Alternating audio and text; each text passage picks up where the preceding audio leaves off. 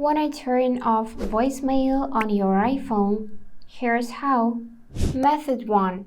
Open your phone app. This is where you usually make all your calls from. Tap on the keypad icon and here enter the specific code that can deactivate your voicemail. Press the call button. This code generally stops all call forwarding, including forwarding to your voicemail. Method 2. Open up the Settings app on your phone, scroll all the way down to find your apps, and then scroll down again to find Phone app in the list.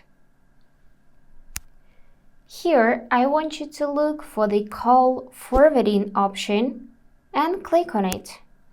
Important moment is to make sure that it is turned off to prevent calls from being sent to your voicemail. If your voicemail is still active and the switch is green, contact your service provider. They can disable it from their end. That's it. Follow for more quick iPhone tips.